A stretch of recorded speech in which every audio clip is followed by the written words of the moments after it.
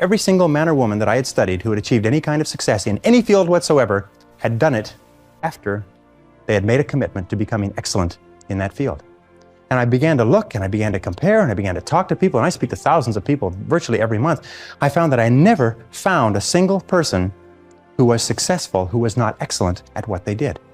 That competence, the commitment to becoming excellent in your chosen field, is an indispensable prerequisite for success, that if you are not good at what you do, you haven't got a chance in our competitive society unless you win the lottery.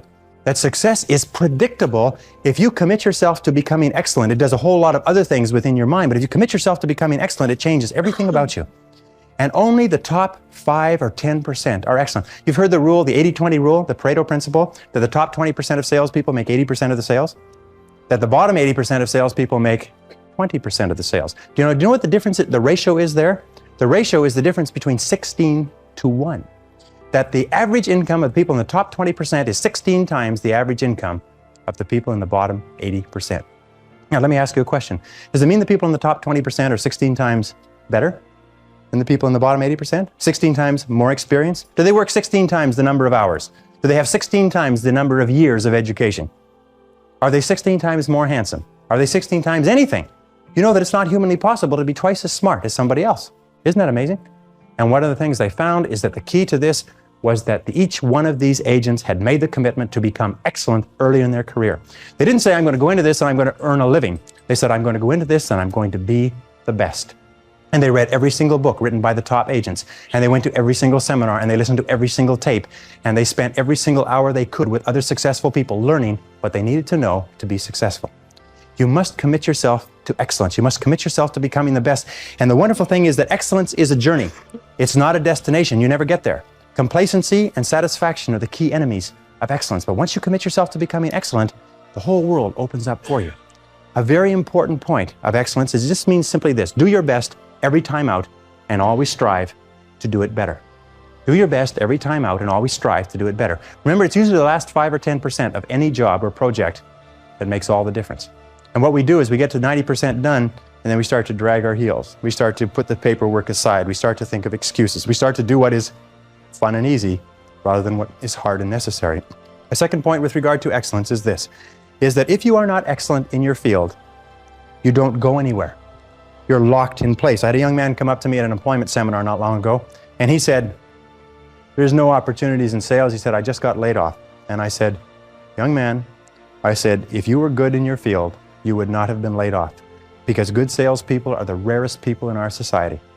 And he just said, well, I said, have you ever studied sales? He said, well, I don't need to study sales. I said, why not? He says, well, I just do what comes naturally. I said, I rest my case. Selling is an art. Selling today is a profession. Selling is a science. That in order to be good in selling, you have to study it and study it and study it. And you have to study it more than the person next door who's also determined to become excellent. Excellence yields opportunities, because when you become good, you open up. It's almost like the Red Sea of opportunity opens up in front of you. When you become excellent, you come to the attention of people, and people try to get you, and they give you more responsibilities and more opportunities. And you know, when you put on your business card that you're the top person in your particular field, people like to buy from the best salespeople in their fields. And by the way, you can tell how excellent you are at any time. Any time of your life, you can tell how excellent you are. Very simple measure. How many job offers have you had this month? Interesting question. How many job offers? How many people called you up and said, I want to hire you away from where you are and I'll pay you more and give you a better deal? Because excellent people get job offers every month. Some of them get job offers every single week. If you're not getting job offers, the market is telling you this is what they think of your level of competence. Very, very important. And if you're going to do anything at all, the only time you're going to get any joy out of it is if you do it well. You see, when we do something well, it gives us a feeling of self-esteem and pride. We feel like a winner. But if we do things in an average way, it doesn't give us anything. You notice that? It doesn't give us anything. We do it in an average way, it doesn't give us anything. But if we do it in a really exceptional way, it makes us feel wonderful about ourselves. That's why the companies that have committed to excellence are not hundreds of percent better in any given area. What they are is they are 1 or 2% better in 100 different areas. That's the key. You see, you don't have to be a quantum leap different from somebody else. You just have to be a little tiny bit different in the critical areas that make a difference. And you can achieve that simply by making it a goal, setting it as a goal, and working on it. You can become anything that you want to become. The harder you work, the better you get. The harder you work, the better you get. You know, In our society today, there's a lot of controversy over why should I work so hard for my job. The fact of the matter is that less than 5% really succeed. That's less than 5% of the population really succeed at life.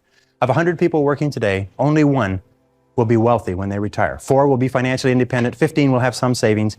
80% will be broke and dependent upon charities and pensions. Only 1 or 2% of people in each generation really makes it in life. And in every single study, those people who make it are those who work hard, hard, hard.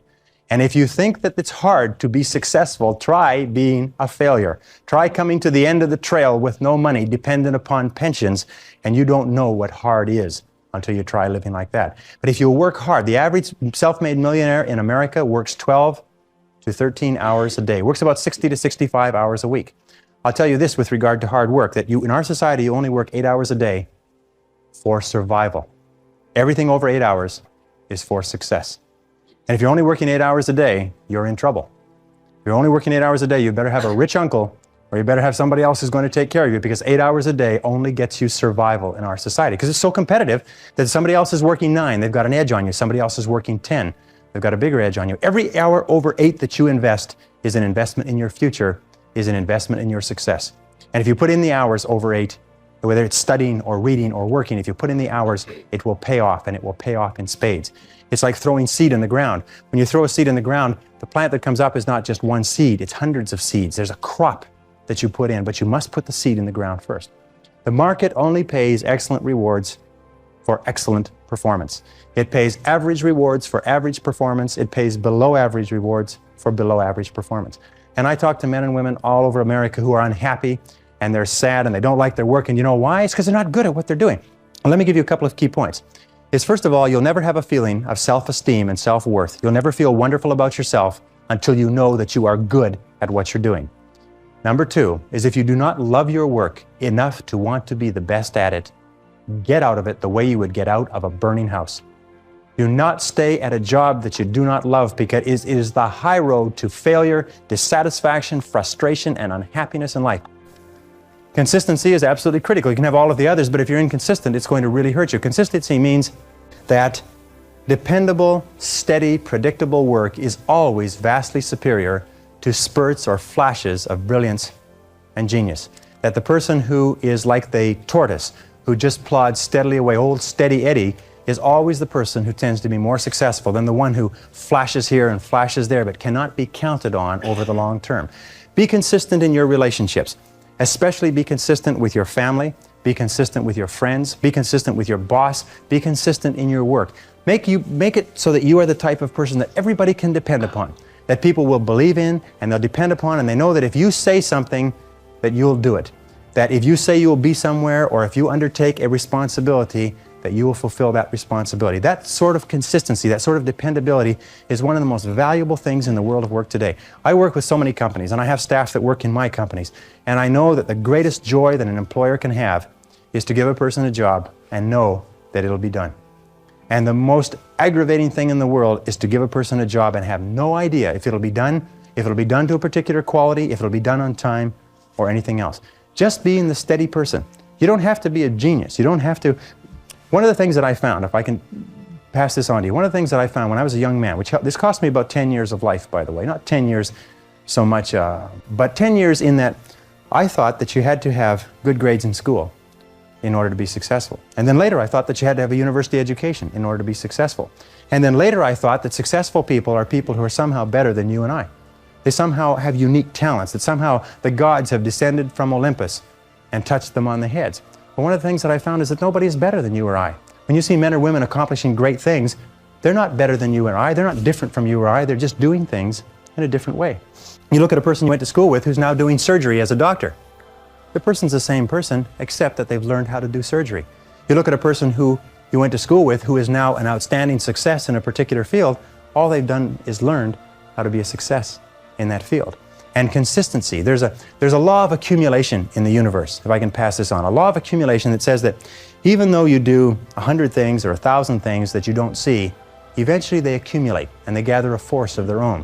That every single great accomplishment in life is the result of thousands of minor accomplishments that nobody ever sees.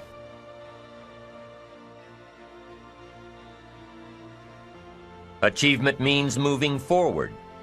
And in order to move forward, you must be motivated, inspired, ambitious. You must have dreams and goals that create ambition, good ambition, positive ambition. Now, ambition does not mean being greedy. It does not mean being selfish. It does not mean getting ahead at the expense of others. Ambition is not greed. Ambition is not avarice, an all-consuming desire for wealth. Ambition is not hoping you can win at the expense of others. Do you suppose Judas was ambitious? He ended up with 30 pieces of silver, a fortune in those days. Was Judas successful because he had all that money? No, Judas sold out. Was Judas happy when it was all over with? No. The money didn't make him happy. What he did to get the money certainly didn't make him happy. What Judas became in the pursuit of his fortune caused him to end his own life. What drove him was not ambition. Ambition is not greed. Ambition is an eager desire to achieve, an eager desire to get ahead in life, to do more for your family, to prosper in health, wealth, and relationships. Now, desire does not always translate into ambition. Desire is what you want for yourself: a bigger house, a better car, a fatter bank account, a better life. I desire to have these things. Ambition is how you get there. Desire is sometimes healthy. Desire is sometimes unhealthy. Desire might say, I want the tallest building in town. The destructive side of desire might urge you to tear all of the other buildings down. I guess that's one way to do it. You might get away with tearing down the first one and maybe the second one. But in your desire to tear them all down, sooner or later, some guy is going to be standing out in front of his building saying, I'm on to you. Get out of here. And pretty soon you're no longer known as a builder. You're known as a destroyer. Now, the second way to have the tallest building in town is to see it, dream it, and plan it, and put your team on it, work on it. Go through all of the steps to get there. Do it right. Have the ambition to be the owner of the tallest building in town, and go through all of the right steps to get there. If you really want it, and have the skills to do it, and the patience to weather all of the storms, your ambition will lead you there. Having the ambition to do what it takes to get you where you want to go is good. Ambition is creative and constructive. Ambition is an expression. It's something inside of you want to express in a positive way. I'm sure you have dreams of accomplishing great things. Are you ambitious enough to realize these dreams? Are your dreams strong enough to pull you toward your future? Are they vivid enough to see the end result now? Are they worthy of doing until you get there? What are your reasons for creating these dreams? Reasons vary from person to person. I bet if you did a little soul searching, you could come up with a fairly strong list. The list of reasons. Why is it so important to achieve these dreams? What are you trying to express? These reasons for accomplishing great things are different for everybody. There are personal reasons, sometimes uniquely personal reasons. Some people do well for the recognition. Some people do well because of the way it makes them feel. They love the feeling of being a winner. And that is one of the best reasons. Once in a while I hear someone say, if I had $1 million, I'd never work another day in my life. Hey, that's probably why the good Lord sees to it that he doesn't get his million, because he would just quit. Family is another reason, a motivator for doing well. Some people do extremely well because of other people. And that's a powerful reason. Sometimes we will do something for someone else that we would not do for ourselves. I know a lady who was getting back on track from financial disaster. Even though she didn't have much of anything left, Her primary motivator was to keep her daughter in private school, an expensive one of the best in the country. Although her goal was to financially surpass where she was before her economic fall, her main reason to work all of those extra hours was to give her little girl the best possible education.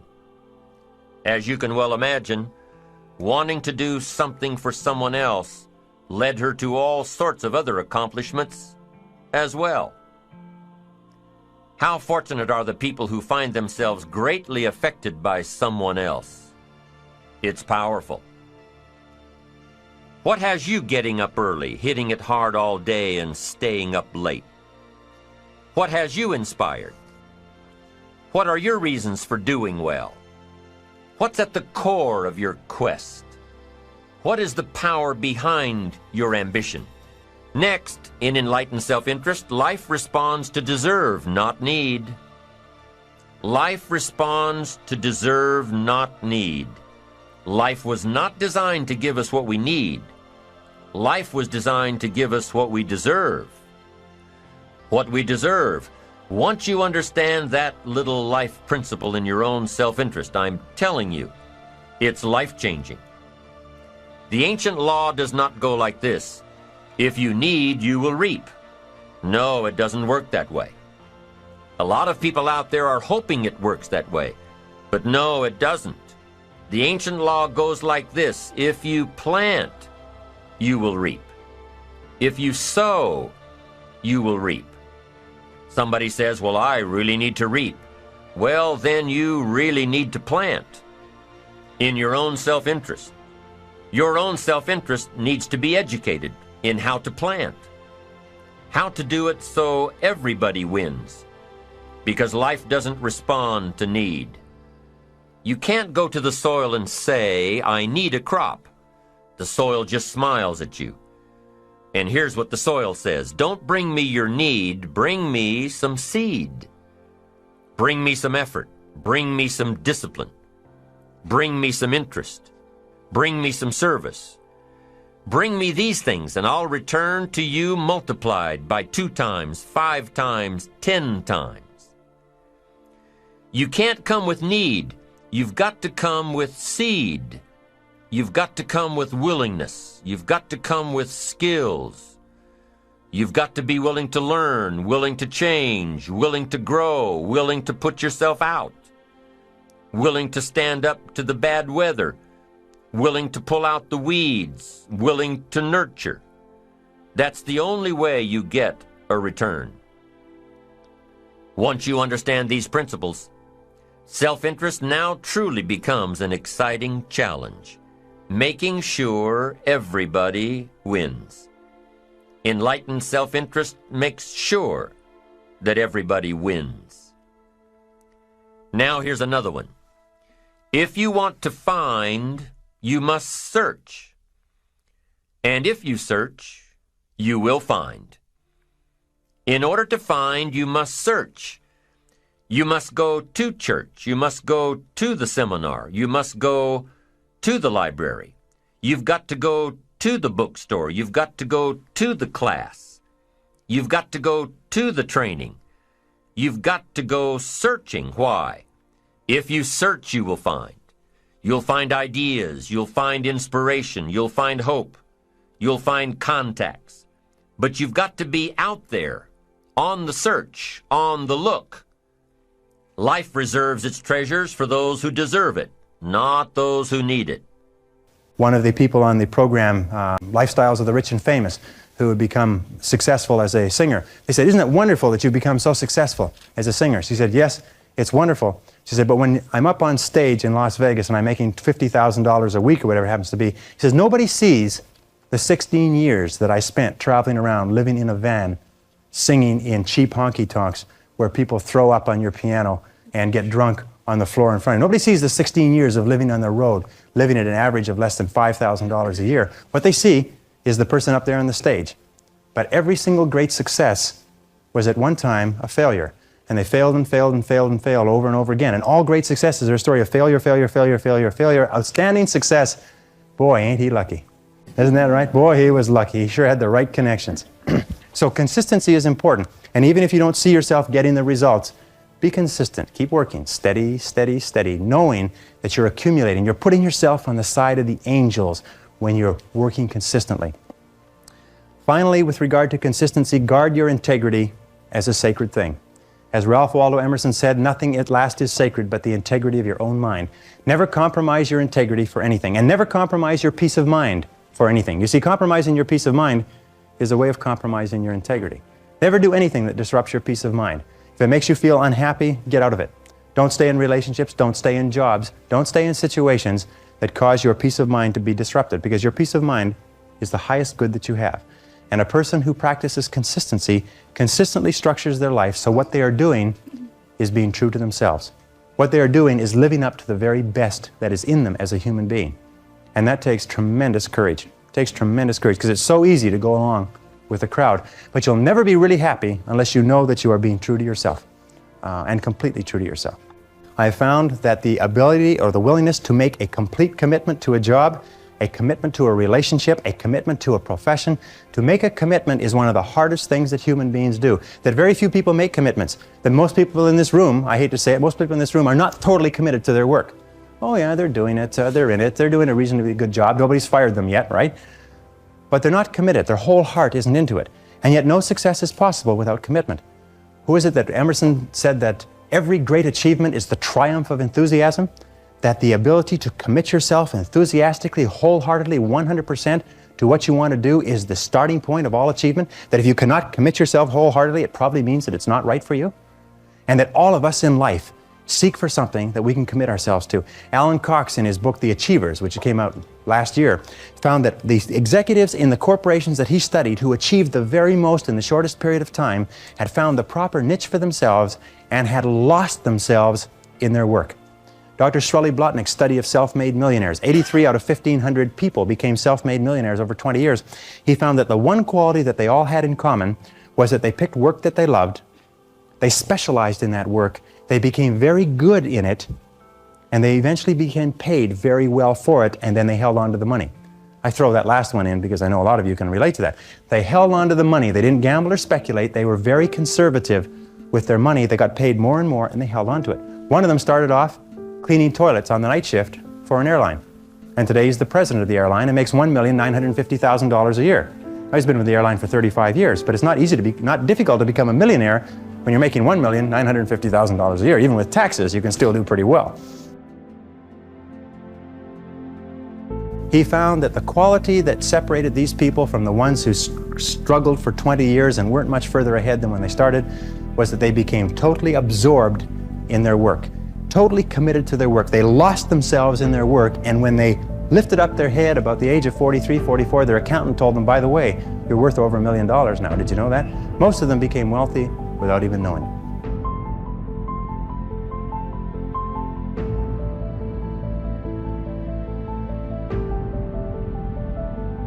And so it's important that you find the work that you can commit yourself to.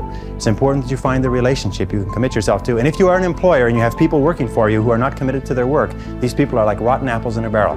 I have found that people who are not committed to their jobs are people who will always cause trouble within an organization. And that people who are committed, you don't have to be the most talented, and you don't have to be the best looking, you don't have to be the best educated, but if you're committed to your work, you'll do more than all the people with all of those blessings. So commitment is important. Commit yourself to your boss, commit yourself to your job, commit yourself to your relationships, commit yourself to your company. Loyalty is one of the most valued single qualities in work. And Peter Drucker says that more executives fail in life because of lack of loyalty.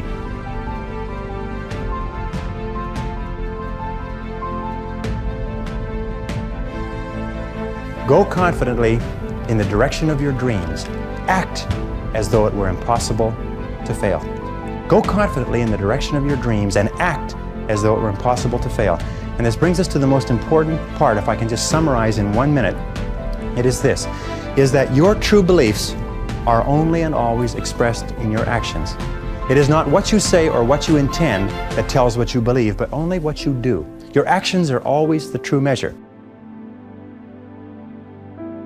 And the interesting thing that we've learned in behavioral psychology is this, that if you do not feel self-confident, courageous, consistent, like concentrating, clear, and so on, if you don't feel like it, and most of us start off not feeling like it, If you will act the part, if you will pretend as though you have the quality already, the feelings will generate the actions, and the actions will generate the feelings.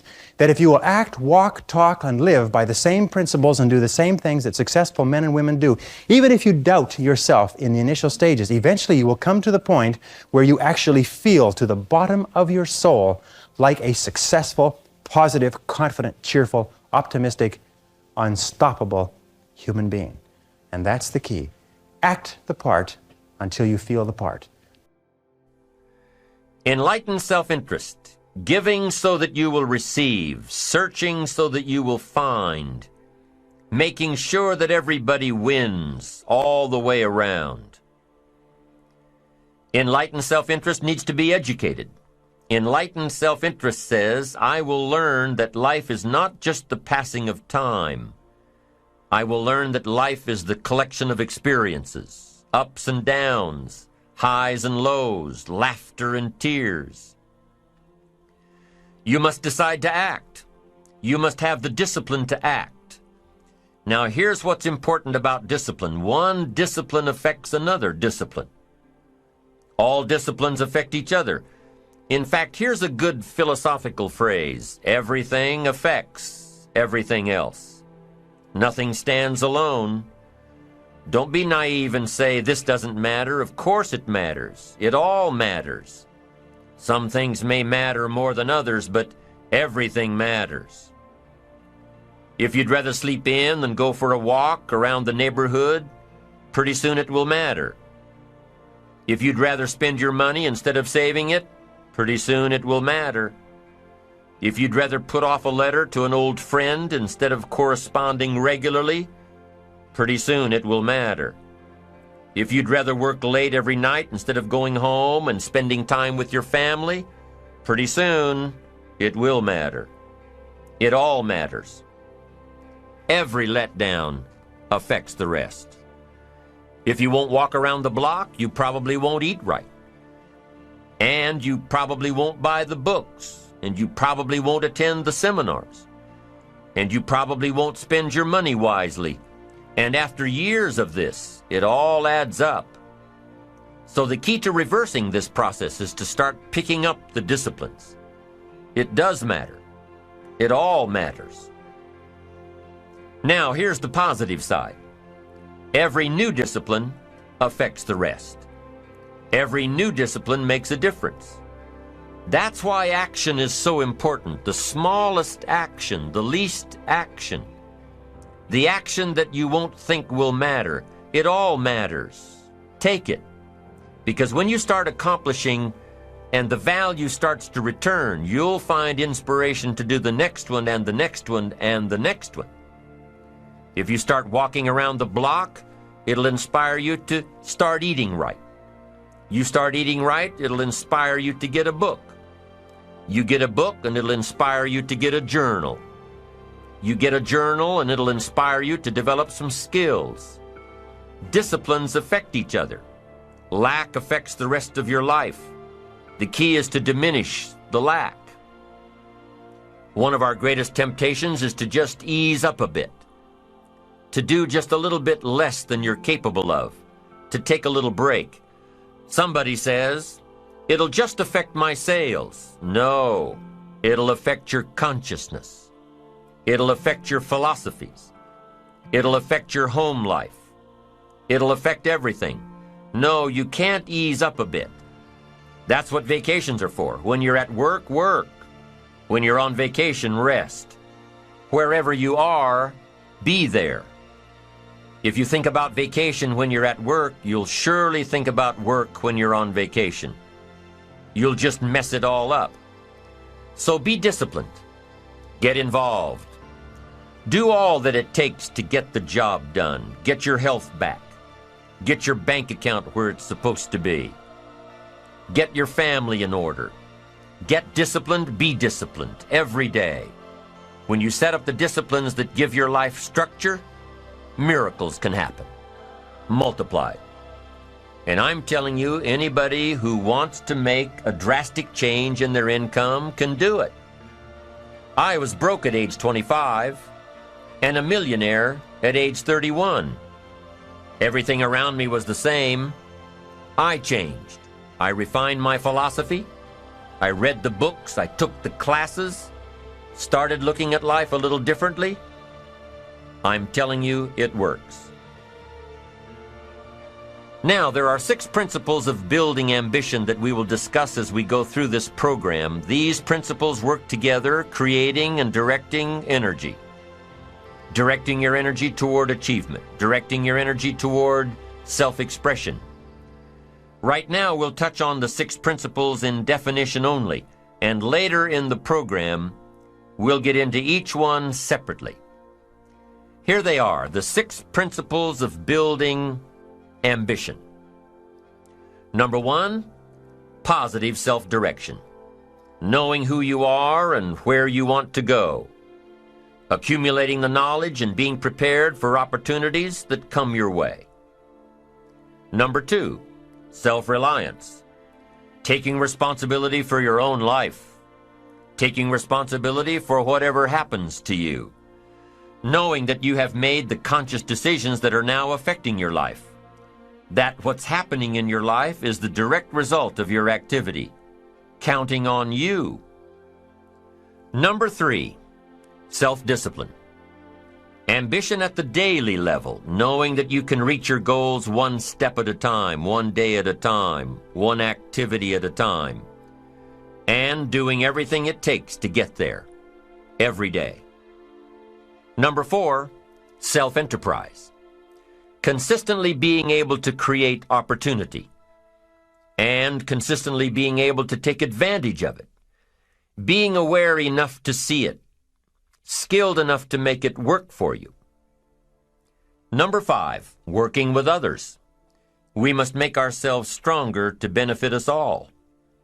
We must succeed at the service of others, learning how to take your skills, enterprise, reliance, and direction to the table to create true success. And the 6th principle of building ambition is self-appreciation. Appreciate your accomplishments. Appreciate your potential. Knowing that in one day you completed all you set out to do. Fueling your ambition by fueling your appreciation of yourself. Each of these principles, when activated correctly, help to develop your ambition. Your eager desire to get more out of life, to gain wealth, to gain prosperity, to have a better family, to build a better business.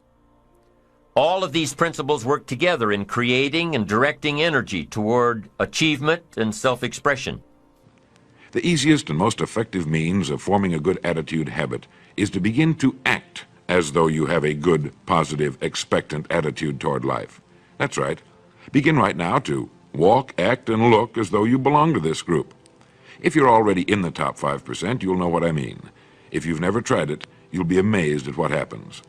Actions trigger feelings, just as feelings trigger actions. Now, let me tell you of a little test you can make which will prove beyond any shadow of a doubt that a good attitude can change a person's life as dramatically as walking from a darkened room into the bright, clear light of day. Not long ago, I read a line which went, "Life is dull only to dull people." This is true, but it also could have read, "Life is interesting only to interesting people," or "Life is successful only to successful people." Now, what I'm trying to say is that you must first become, mentally, from an attitude standpoint, that which you wish to achieve. A famous restaurateur was being interviewed by a reporter who asked, "When did you become successful?" He replied, "I was successful when I was sleeping on park benches, because I knew what I wanted to do and that I would do it." In short, his attitude had been one of success, of expecting success, long before the material, the tangible rewards of success had been earned. We'll get into this particular phase of Lead the Field in record number 3, A Worthy Destination. But for now, remember that a person must act, look, and because of these things, feel successful before the success he seeks can come. Chances are you know people who seem to be what others call lucky. All kinds of good and wonderful things seem to happen to them, and they give the impression of happily sailing through life, having a wonderful time, and getting more accomplished in a year than most people do in 5. This has been figured out fairly scientifically, and if anyone will conscientiously go about the test I'm going to recommend, and stay with it every day for the next 30 days without fail, that person can join this small, happy, and extremely productive group of people. He'll find himself becoming lucky, as they say, and most of his problems will pretty well take care of themselves. Of this you can be sure. The results will be nothing short of amazing. Now, it makes no difference how good a person's attitude has been in the past. Anything can be improved upon, and it's the small refinements upon something already good that makes it great. So here's the test. For the next 30 days, act toward the world, everything and everyone with whom you come in contact, with the attitude which represents the kind of results you want to achieve. That is, if the result you want is more success in what you're doing, act as though you are already in possession of the success you seek. If you want others to treat you with admiration and respect, treat others with admiration and respect first. Have you ever stopped to think of this? Every human being on earth is the most important human being on earth as far as he or she is concerned. You may never get anyone to admit it, but it's a fact. So for the next 30 days, treat every person with whom you come in contact as the most important person on earth, remembering as you do so that as far as that person is concerned, he is. Now, the reason I say treat everyone in this fashion is mainly because this is the way human beings ought to treat each other, and because it will help you form a habit that will bring you amazing and delightful results for the rest of your life. Have you ever noticed that the higher you go in any organization of value, the nicer the people seem to become? You see, the bigger the person, the easier it is to talk to him, to get along with him, to do business with him. Do you know why? It's because he's got a good attitude, and people with the best attitudes just naturally gravitate toward the top. So for 30 days, act toward others and the world at large in exactly the same manner you want the world and others to act toward you. Treat your wife or husband as the person he or she really is, the most important person in your life, and the same with the children. Carry out into the world each morning for 30 days the kind of attitude you would have if you were the most successful human being on earth. And notice how it quickly develops into an habitual attitude. When a person does this, he should realize he has already placed himself on the road to what he seeks. He is right now in the top 5% of the people in this or any other country. He has prepared the ground and planted the seed. He has made of himself a magnet, an embodiment of that which he seeks. Before metal can be cast into a desired shape, the mold, the expectant receptacle, must first be fashioned. Before a building can be erected, the excavation must be made and the foundation laid. And before a person can achieve the kind of life he wants, he must become that kind of individual. He must think, act, talk, walk, and conduct himself in all of his affairs as would the person he wishes to become. He is then actually that person, and the things that person would have and do will naturally come to him. Almost immediately, a change will be noticed. Irritations that used to frustrate and annoy disappear. When some less informed individual gives you a bad time, stay on the track. When someone cuts in front of you with his car or acts in any other manner that shows his ignorance and lack of courtesy, don't permit yourself to drop to his level. Pity him, for that's what he really deserves. That's the very group a person doesn't want to belong to, and if he acts like them, well, let's face it, he belongs with them. There's nothing in the world that men, women, and children want and need more than the feeling that they're important, that they're needed and respected. They will give their love, their affection, their respect, and their business to the person who fills this need. So the magic word is attitude. And in summing up, a few points to keep in mind. 1, it is our attitude at the beginning of a task which, more than anything else, will affect its successful outcome. 2, it is our attitude toward life which determines life's attitude toward us. 3, we are interdependent. It is impossible to succeed without others, and it is our attitude toward others which will determine their attitude toward us. 4, before a person can achieve the kind of life he wants, he must become that kind of individual. He must think, act, talk, walk, and conduct himself in all of his affairs as would the person he wishes to become. 5, the higher you go in any organization of value, the better will be the attitude you'll find. 6, your mind can hold only one thought at a time, and since there's nothing at all to be gained by being negative, be positive. 7, the deepest craving of human beings is to be needed, to feel important, to be appreciated. Give it to them, and they'll return it to you. 8, look for the best in new ideas. As someone said, I've never met a person I couldn't learn something from. 9, Don't waste valuable time broadcasting personal problems. It probably won't help you. It cannot help others. 10. Don't talk about your health unless it's good. 11. Radiate the attitude of well-being, of confidence, of a person who knows where he's going. This will inspire those around you, and you'll find good things will begin happening to you. And 12, lastly, for the next 30 days, treat everyone with whom you come in contact as the most important person on earth. If you'll do this for 30 days, you'll do it for the rest of your life. Need a little pick-me-up today? Welcome to the new Fresh Motivation app, where you'll find daily motivation, daily quotes. Listen to your favorite speeches in the background or with a black screen, so nothing interrupts your motivational moment, where you can create your personal profile, create playlists of your favorite speeches and quotes, add personal notes, and start setting goals.